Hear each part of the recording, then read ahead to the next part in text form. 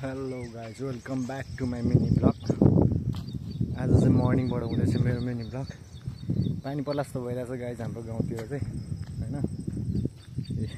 यस्तो छ हाम्रो गाउँको पाखाहरू चाहिँ।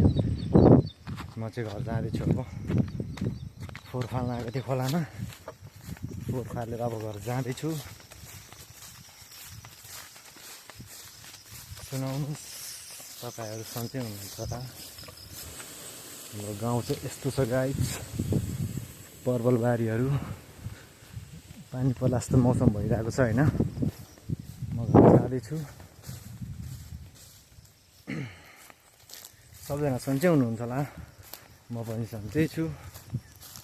नयाँ नयाँले फलो गरिदिनु, सबले भिडियो हेरेर मात्रै छोडिदिन्छ, यसो लाइक पनि गरिदिनु हामी जस्तो सानो सानो क्रिएटरहरूलाई होइन।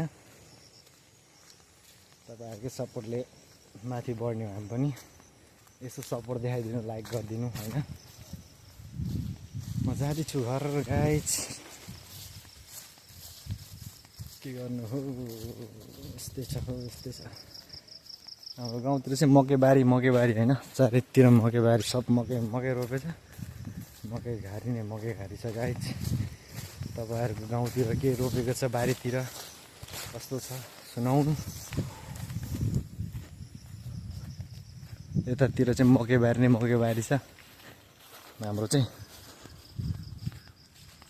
ल गाइज म चाहिँ अब घर आउने बेलामा भयो, घरमा आइपुग्यो।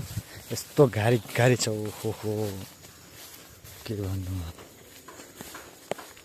ल गाइज म चाहिँ घर आइपुगेँ, मेरो घर चाहिँ यहाँ छ होइन। ल सपोर्ट गरिदिनु, लाइक गरिदिनु, सेयर गरिदिनु, बाई बाई।